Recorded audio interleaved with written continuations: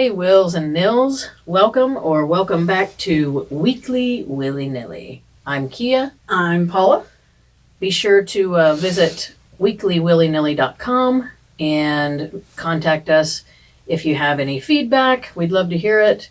Also, if you have any show ideas, we'd love to hear that too. So, weeklywillynilly.com. Today, we are going to talk about substance abuse. We're going to talk about illicit substances, misconceptions surrounding addiction, recovery, a lot of different things in that realm.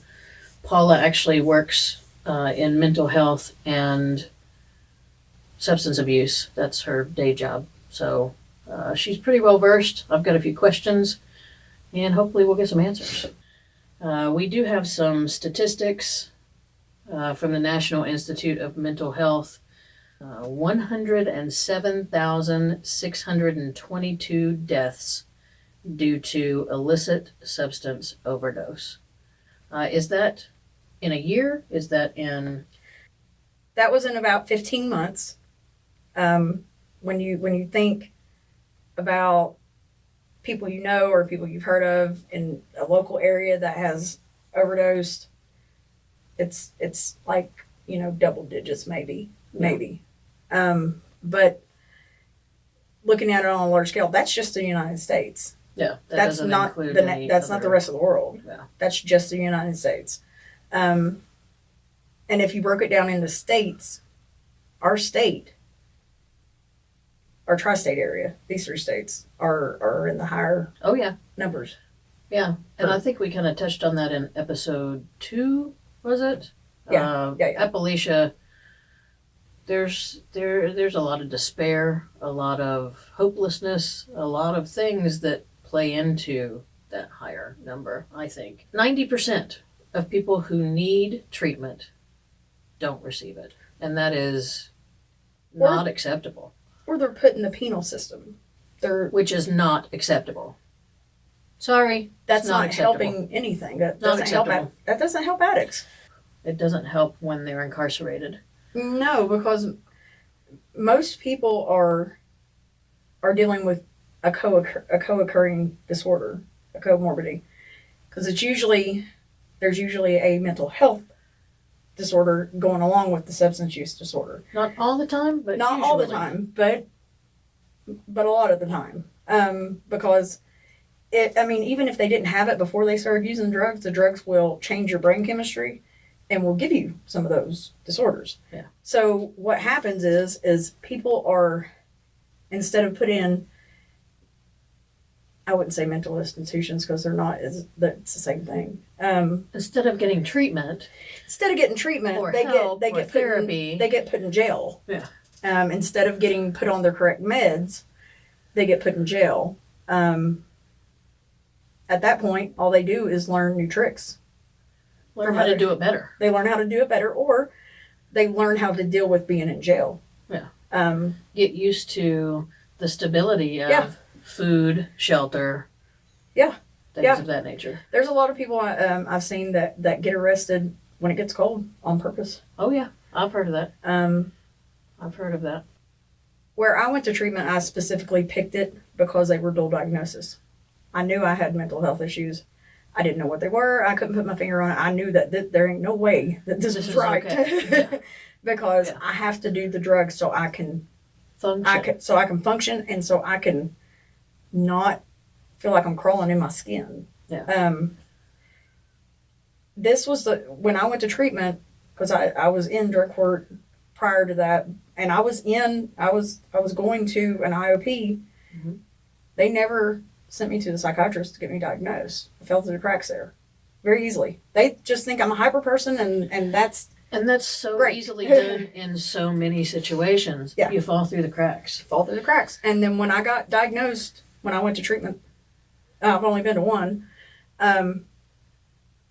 me being on meds has helped. Yeah. Like, that took a lot of the reason why I was using. Now, there's always, your surroundings are part of the reason. How you grew up is part of the reason. There's all the reasons.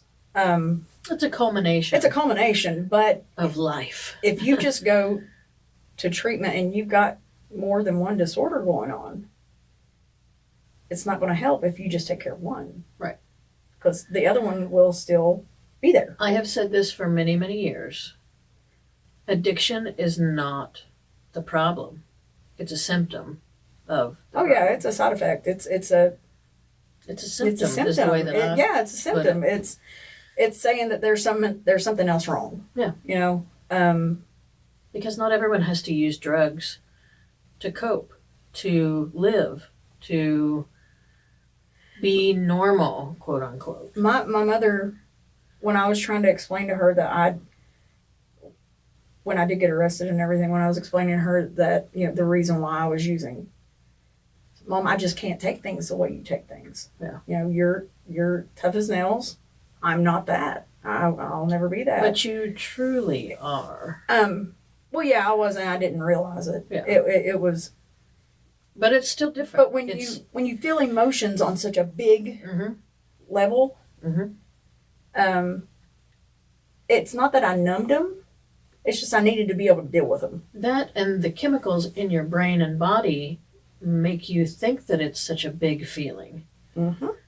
So, you know, yeah, I get it. Yeah, it's overwhelming. And when it just makes... Exacerbates. It exacerbates a problem that's already there. Absolutely. Because not all people who smoke weed become an addict. Not all people who use drugs young. Not all people who experiment. Even. Not all people who grow up rough become addicts. Yeah. Like, I am the product of two people who are not addicts. I still became an addict. I was not raped, abused, traumatized, any of those things. I had guilt, like I had remorse. I had the survivor's guilt almost about being an addict because I felt like I had no reason. That I just became one. And then when I started doing therapy, that's when we realized after I described the first time I did something harder than weed to my therapist, she said, "You have been self-medicating for a lot of years. That's what it is." Yeah. But I mean, so mental health plays a huge role. It plays all the role in addiction. I think all the role. No, there are some people who are just addicts. I know people that have, hurt themselves at work, and the doctor gives them pain medication, and boom, there's this cycle. They become dependent. They become dependent on this drug, which there could be some underlying mental health things going on there. Well, substance abuse itself is a reward system in your brain. Right. That's what happens is your brain remembers, hey, it worked that one time when I did that for that situation. Let's do it for that situation. It becomes a neural pathway. Yeah. Just like any other habit. Yeah. So that's why it's so important to, have the new coping skills. Go to treatment, spend time there, figure out who you are. You gotta figure out there's a lot of things that go into not to undoing it. Yeah. Or not undoing it, but redoing it. Redoing it. Creating new neuro pathways for success. Neuroplasticity. It's that thing.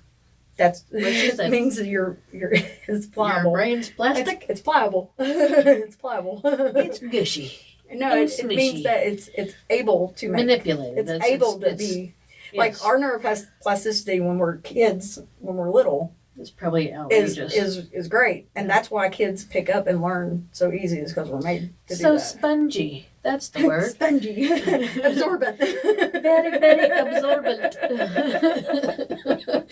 We got It's like the brawny towels. Yeah. Brawny man. Yes. So do you think that COVID made addiction harder? Or was it easier to obtain drugs? Was it... okay, so let's not say, does COVID make addiction harder? Was it easier? Did it affect it? Was it easier to get drugs? Was it easier to fall back into those patterns? Even though we have worked on our neuroplasticity. Our neuroplasticity. Plasticity? Plasticity. Okay, we're learning things. So... COVID isolated a lot of people. Oh, Okay, yeah, so yeah, yeah. isolation in recovery is like a big old no. Like when we isolate is when we falter to our own monsters in our head. When we don't have people to talk us out of stupid decisions. When an addict isolates, it's for a reason. They don't want to be stopped. Yeah. They don't want you to talk them out of it. They don't want to drag you down in it either. It's a very purposeful thing, but COVID made it not purposeful. Yeah. Like it happened upon addicts, and it made the rates go up so much because people thought it was the end of the world. They thought something, that this is it. Yeah, so they figured, hey, going out with a bang. Going out high. Last and- hurrah. And I mean, it was people, like a lot of people who had years under their belt. But there were lots that didn't. There was lots that stayed sober. It doesn't discriminate on any of it, and it doesn't pick who's going to relapse multiple times. It doesn't pick who's going to be successful.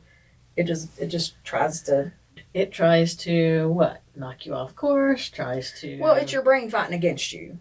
It's fighting against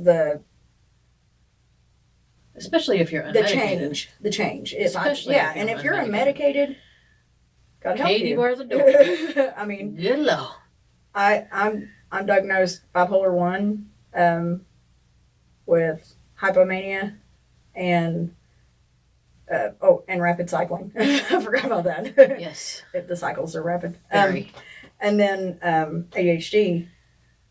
I know when the times that I was completely sober, which I mean, I could only put together maybe 2 years of sobriety. From 12 to 36 when I was in drug court. When I hit 6 months clean, I went to my drug court caseworker and I was like, I've been clean for 6 months today. This is the longest I've ever been sober at one time. She was like, that's awesome. I was like, I might not even be gay. I could have just been high. And she was like, I think you're gay. I didn't hear that story. You never heard it? I never told you that? No. She thought it was so funny.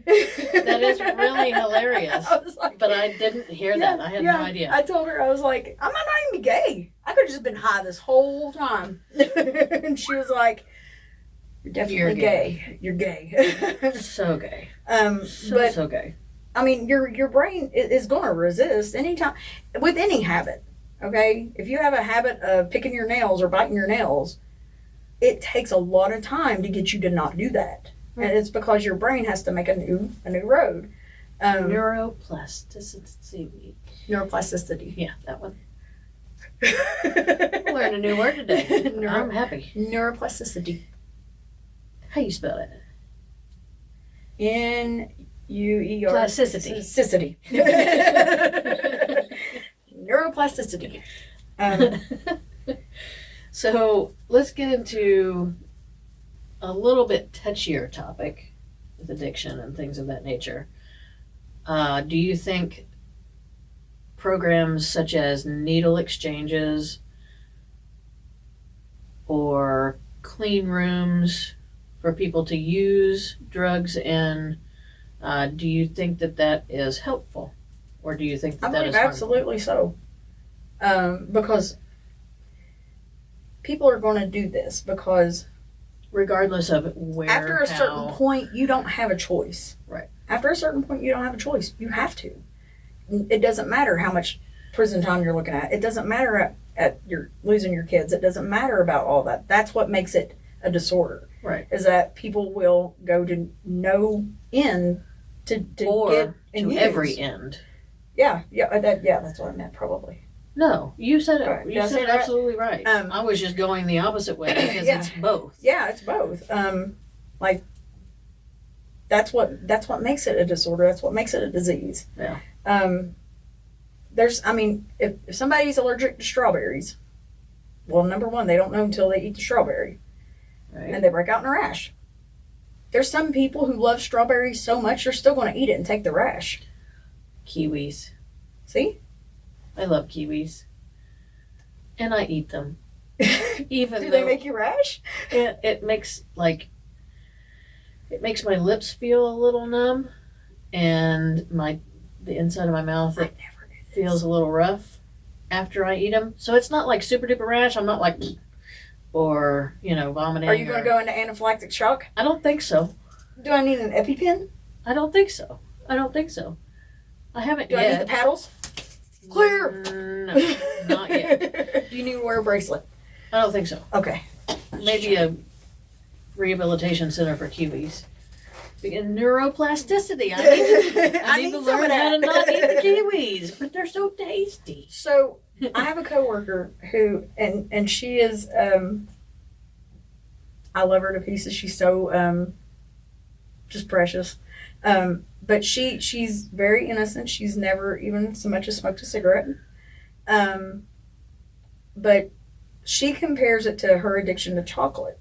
Now, Okay. she says, I can't even say no to chocolate. She had been off chocolate for 4 days when I seen her the last time. 4 days. 4 days off the chalk. And she says, addicts must be so strong because they overcome heroin, they overcome meth, they overcome a lot of things, and I can't say no to chocolate. Chocolate sets off the same receptors as heroin and love. So serotonin, oxytocin, dopamine, all the good stuff. All the feel goods. All the feel goods. It's a good feeling. But when you do a drug,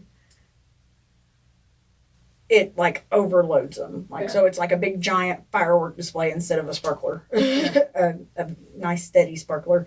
Then it becomes, and then when it goes to shoot again, it's like misfiring. It's like, ba-ding, Yeah. ba-da-boom, ba-ding. That's why you chase the high. Yeah. That's what the, but just so you know, it will never do that again. Never ever. It does it one time, And that's it. and that's it, one and done. So stop chasing it. Quit chasing it. I have seen with my own eyes people go to the hospital when they had an abscess on their arm because of a poor sanitation, actually no sanitation, Probably not, yes. and big old abscess, and the nurse at the desk make them wait for hours and hours and hours and hours and hours, took everybody ahead of them because she knew what it was from. And I finally See, went that's up not there okay. and I said, look, you take an oath to do no harm and to help people. You don't get to pick and choose who that you is. save. Yep. To me, that was the first time I saw Discrimination. the discrimination in it. That, people were like, oh, we don't need to let people have Narcan and this and that. That's somebody's daughter, son. That's somebody. That's somebody. Just because they have a problem that's illegal, it doesn't change that they're human. Yeah. And that they have a right to live too. Absolutely. Like we don't get to pick and choose. We're not God. We don't get to pick and choose who dies. Yeah.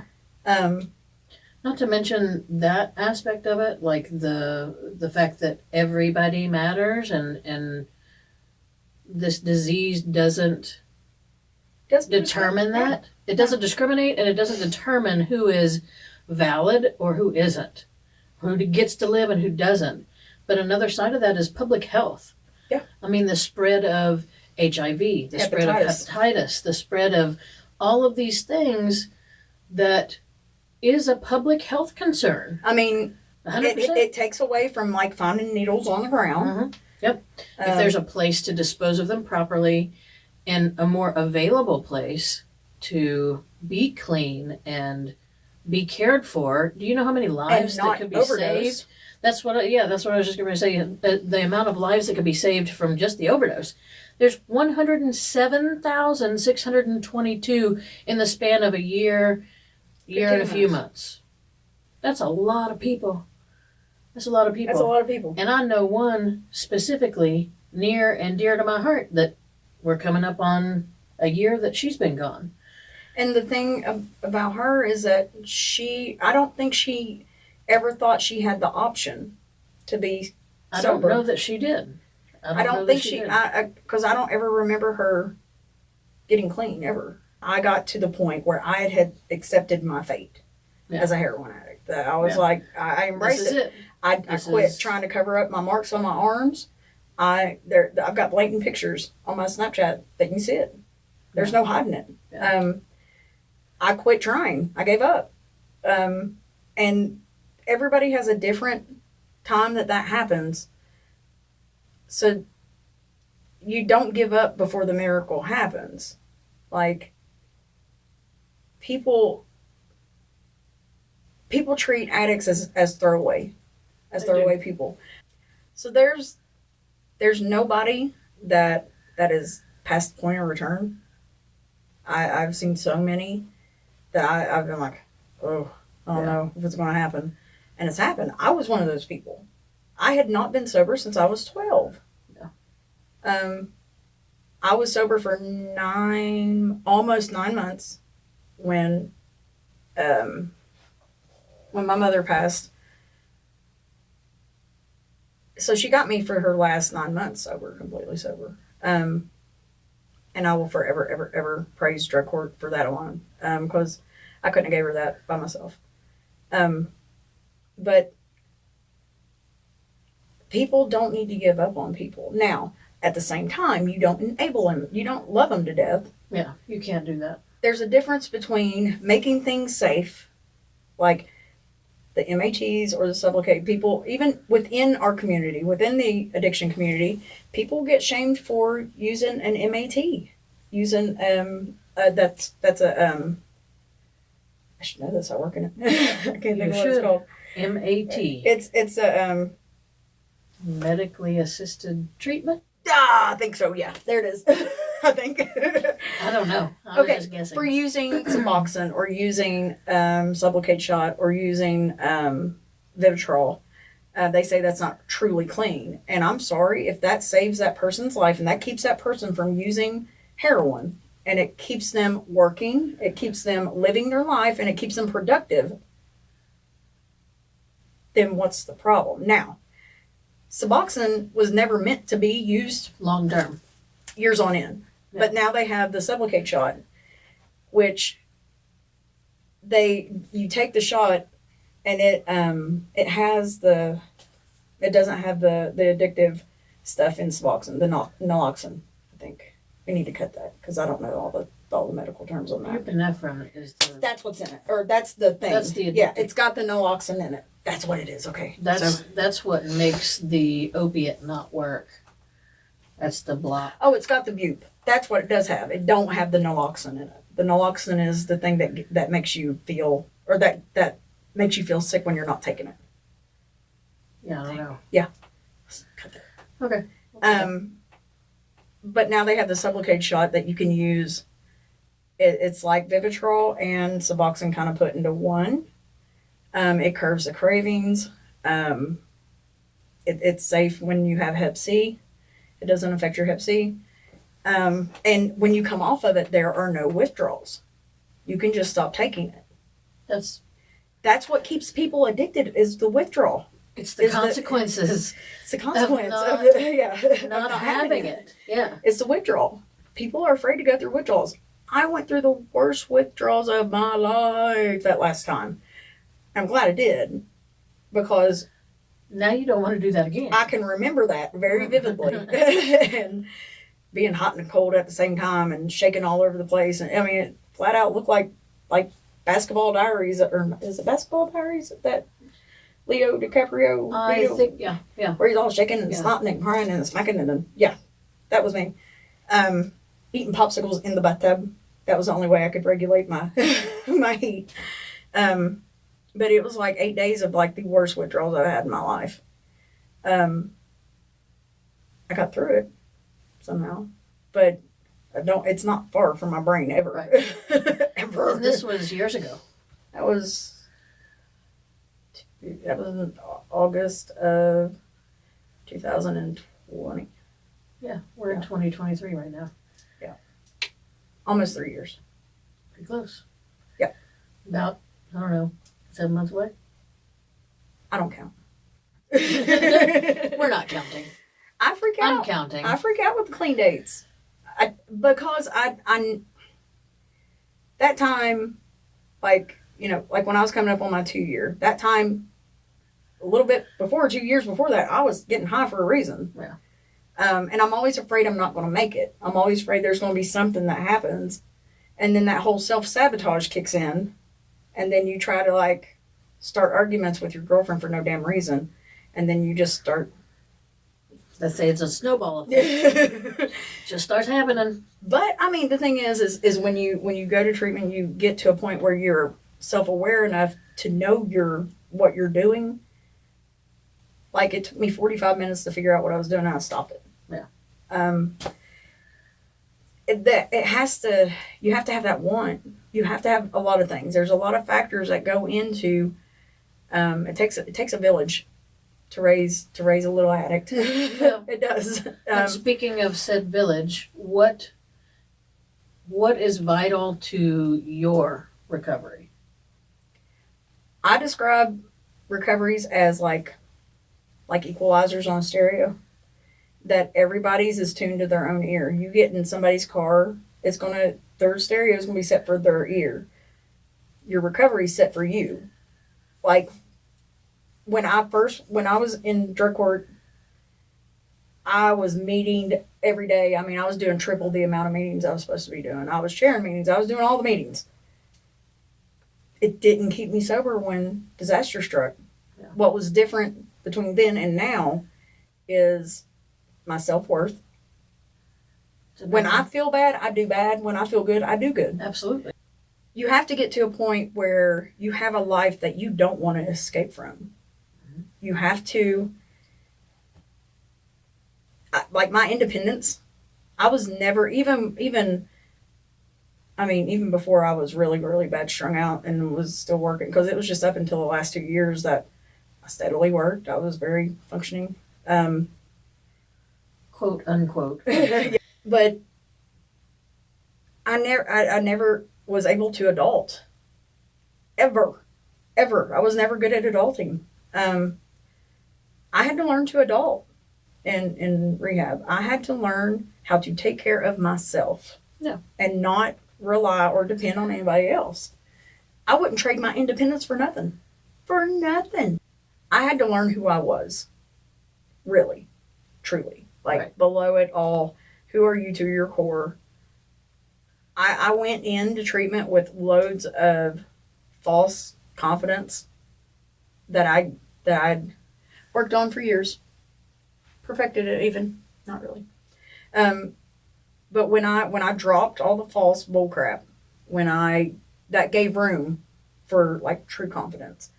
I started finding, because of one counselor, I'm not going to say, but because one counselor, there were multiple counselors that impacted my life, that still impact my life. Absolutely. And it seemed like each one of them, like, knew exactly how to get to me. And pulled just a little bit more. Yeah. And all they did was just, like, guide Shift me. They were my bumpers. I call them my bumpers.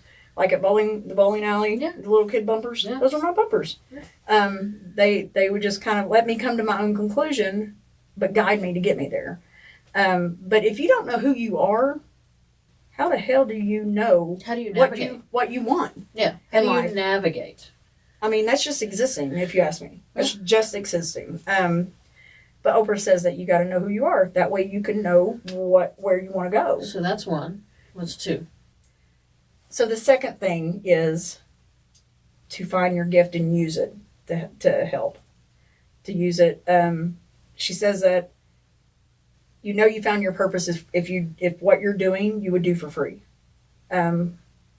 That's how I know, because I would do it for free. I absolutely would. I don't want to, though, because I need to take care of myself like an adult. You need to have the monies. I need the monies.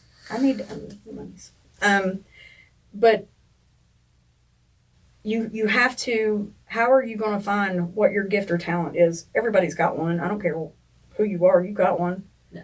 You just have to find it. You got to find it, and you have to develop it. And it's a continual, and I don't think it's an addict thing to continually work on yourself. That's a human thing. It should be a human thing. If you are to a point where you are no longer progressing, and you have no will to progress. What's the point? What in the world are you doing or not doing? Existing. You're just existing. And I don't want to just exist. And I refuse. Yeah. And my girlfriend is the other vital part. I know you. I went to treatment for her. I went to treatment for her. I would not have went for anybody else. I think I've said this before. I was really concerned about that, but People Here need we a are. placeholder yeah, sometimes. and I get that. I get that Until now. you have it for yourself. I get that now. I was like 6 months in when I finally was like, okay, I'm worth not dying. Right. I'm worth not wasting away. Right. But there are days that if it's super hard, she's my bottom line. Yeah. She's my Still bottom need line. that. I don't want to lose her ever in life. But that's not my constant. You can't sustain off of that. You can't sustain recovery off of just doing it for somebody else. Right. That's why I call it a placeholder. Just on the days you can't do it, put them in there. Hold the place. But yeah, it's there's a lot. The main things that are vital to mine is how I feel about myself, if I'm being productive in the world or not, and my girlfriend. My dolphin. I love her. And I mean, I've done like this last year because whenever I got done with treatment, I started working in it. I did not want to be a hypocrite. I did not want to tell clients, you got to work on this for the rest of your life and then go home and me not work on it. Yeah. Like, I thought to myself, I knew it was me because I was wearing my underwear. You recognize your own voice, I'm And sure. I know my own voice. Yeah. But where are you deficient at? Where's the part you could work on? Not that it's a weak part, it's just part that needs work. And Spiritually, I needed it. Yeah, and that's not just for people in recovery or anything like that. No, it's it's a whole thing. human It's a human thing. thing. I think we touched on that. I can't remember. We did. But like, I'm telling you, finding out who I really was, and I'm still finding this out, it's going to be an ever more thing, has completely changed my approach on things and my perception with things. I have to be sober whether she's in my life or not. Right. She's just my placeholder on the hard days. I don't want to start over. But still, she is vital. She's vital. To She's your vital recovery. to my recovery. Yeah. Without her, it probably wouldn't have happened. Knowing myself and being aware of my potential, which can go either way. Absolutely. I'm potentially a disaster, or I'm potentially amazing. and that goes for everyone. That's a spectrum. Yep. Spectrum. We love spectrums. I like spectrums. I need people in my life who are honest with me, who will call me on my bullshit, and who will tell me when I'm going into an old routine. Because relapses don't happen like overnight. It's a slow, steady. Well, there's such a thing as a mental relapse that happens in your head first, and then becomes here comes the isolation, and you stop doing all the things that are working to keep you sober, little by little, and then next thing you know, boom! It's a effort Physical. moment. It's an effort moment of opportunity, and do it, and it happens. It's usually not consciously planned out. It's subconsciously working. Subconscious mind, man, it's a powerful thing. It's a stupid thing at the same time. It's a stupid, powerful thing. All it does is record. It's a snitch, is what it is. It dry snitches on you all day. Stitches. No, Stitches. really, your subconscious, it just records. It doesn't know when you're being sarcastic. It doesn't know the difference between nothing. It just records, and then just slips everything into your freaking life like it should be there. It's stupid. You need some variation. It's not a bit objective at all. At all. Like, I don't need people to be like my subconscious and just record and regurgitate. I need people in my life who are going to be for the betterment of my life and Absolutely. add to my life. Absolutely. And that goes for everyone. Boundaries. You got to have boundaries with yourself. You got to know your limits. Yep. Yep. You got to know yourself very well. And getting to know yourself very well is like what not to do. I'm telling you, process of elimination will get you to where you got to go. Okay. It's people don't understand how close, and we talked about this earlier, not with you guys, but with us. Between We have private time sometimes betwixt us. where we have talks. But how many times Did I come close to dying and not knowing it? You don't know. Like, I mean, the first time I overdosed, I woke up and I'm pretty sure they were going to dump my body. Yeah. I was out for 30 minutes. I'd never overdosed before. Now, this was the week after my birthday and the week before Mother's Day. I think it's, no, the week after Mother's Day, the week after my birthday. That didn't stop me. It was close to Mother's Day, close to birthday. Yeah, it was right in the middle of all of it. It didn't stop me. It made it more. It made it worse. I mean, I did more. But like, how many times, even just in my early 20s, when I was just using socially, Mm-hmm. how many times did I almost overdo it and not even know it? Yep. Fentanyl is a dangerous thing. It takes that much. That much to overdose somebody. So not even just addicts, if somebody does it in a bathroom and it gets a little somewhere, somebody sits on it, gets in their pores, it can overdose you that way. That's probably a little bit of a stretch, but it's possible. It's possible. It's not probable, but it's possible. If you sit on it and your butthole gets it. It's a beeline, okay? It's very probable. Yeah, but it's a real thing to take serious. It's not something to take lightly. It's not something to treat somebody different about, because I'm telling you, when it comes to minorities and people marginalized and treated differently, addicts are on the very bottom of the barrel. We accept it. We take it because we think on a level we deserve it, because we brought it on ourselves on a level. Yeah. That's not okay. No. That's not okay. That's not, but that's why people need to get support and help and know their worth. If I didn't have you in my life, it probably wouldn't have went the same. If I didn't have the counselors that I had at the right time, it probably wouldn't have went the same. Yeah. Like, everything you do or don't do to help an addict, and help, not enable. Right. Can make or break them. Yeah. It literally takes a village. But the thing is 75% of people who are addicts, who have done treatment, are still either in recovery or completed their treatment. That's a pretty good number. 75% of the 10% that get treatment. So, number one misconception, do you think, is the thievery type stuff? And that, or I don't know. They're all bad. They're all bad, and they all make me mad. all of them. All of them. The fact that they think that we are not educated, that we're stupid, that once we're addicts, we'll always be addicts. Inactive addiction. That's not true at all. People constantly wait for people to relapse. They just sit and wait for it. It's always, somebody could be clean. I've heard of people being clean for like 5 years, 10 years, and family still will say, well, it's just a matter of time. It will hide their purse if they're around. Will, beat them over the head with old news. At what point have you paid your dues? At what point?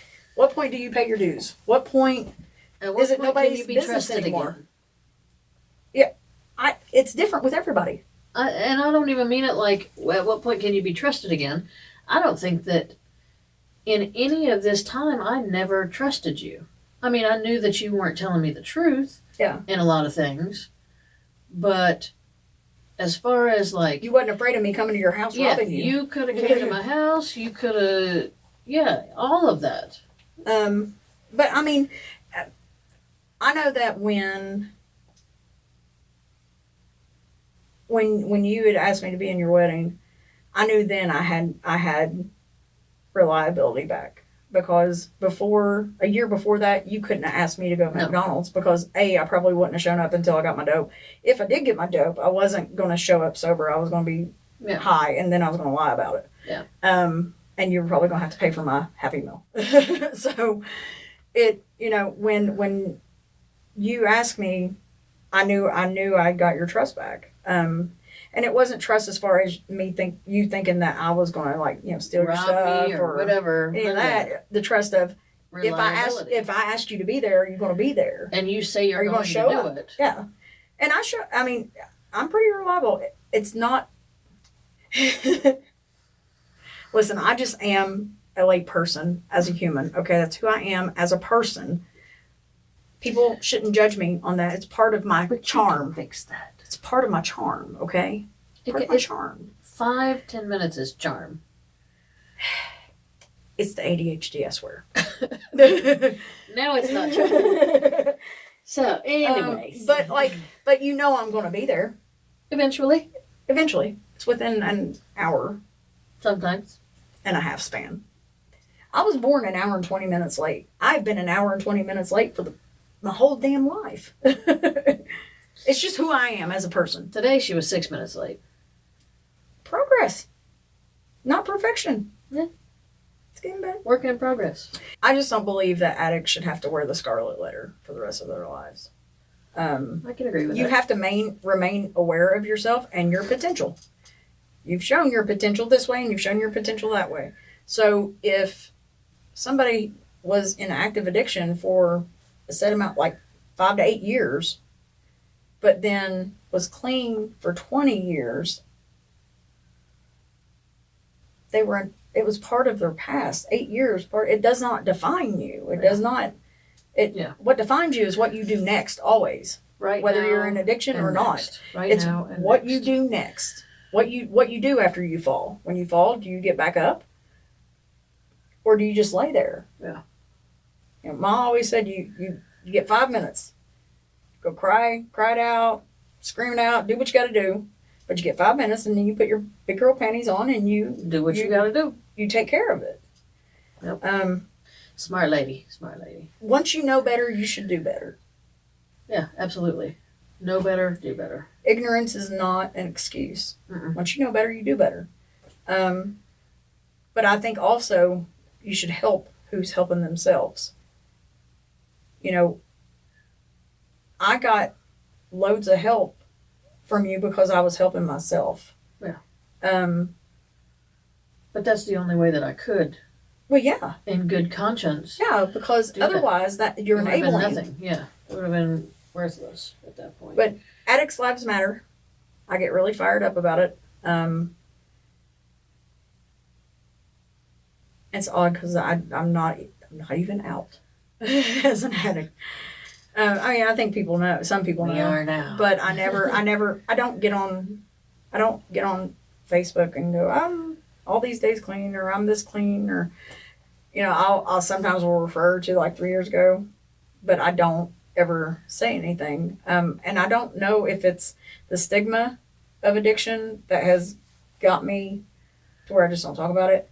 I know that I get really weary when I see people just recovery, saying it. To me, I do recovery. I don't say recovery. I do it. I don't need to yell about all the things and get the... But I also think that that's part of how we grew up and part of our generation. Your business is your business. That's your dirty laundry. Mm-hmm. But,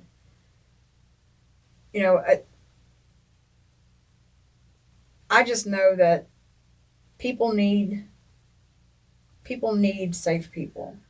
And that's a human thing. That's not just an addict thing. That's the thing. Addiction is not an addict thing. It's a human thing. Yeah. We are humans inside of all this, okay? Addiction is not the problem, it's a symptom, like we said in the beginning. So when do we make it, hey, this person had this happen in their past. This is what they're doing now, and we move on, and we don't keep, saying that, people don't deserve Narcan, people don't deserve we don't.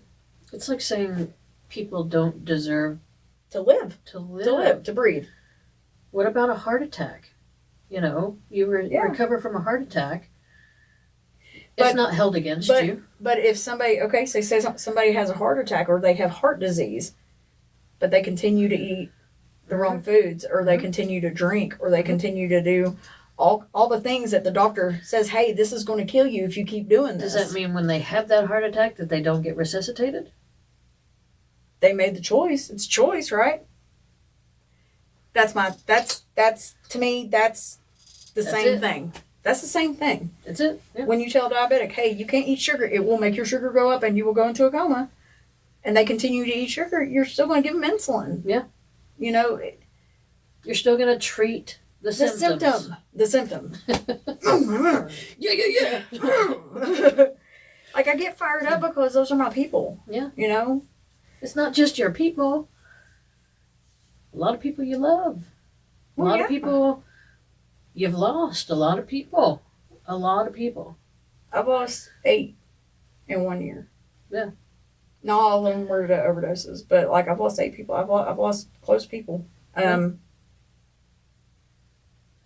People don't have to die. No.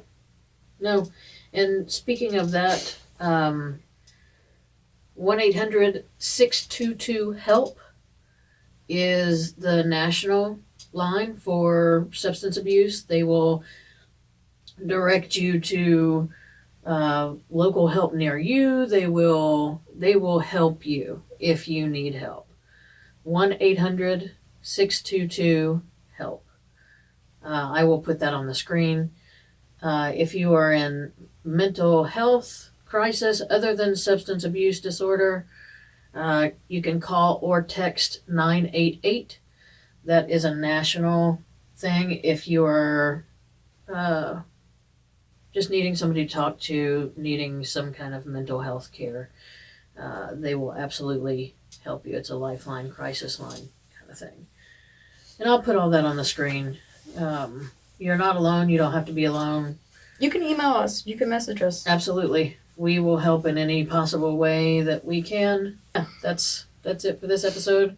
Definitely get that little thumbs up. Definitely download, subscribe, rate, subscribe, like us, tell us you all think the we're pretty. things. You can find us at weeklywillynilly.com. That will direct you to all of our social media stuffs. Is that what you would call the main hub? Sure. That could be the main hub. The source. The source. Because that's what Oprah calls things, is the source. Yeah. The source. The source. weeklywillynilly.com. Email address.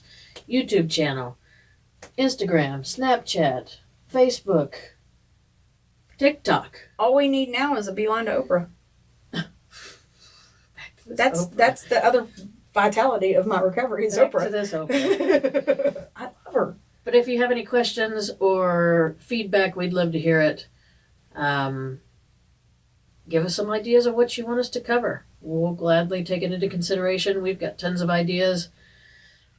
You never know what's going to happen. Yeah. So be kind to yourself. Definitely be kind to others. Please be kind to others. It you matters. never know what somebody's going through. Please be kind to others. It matters.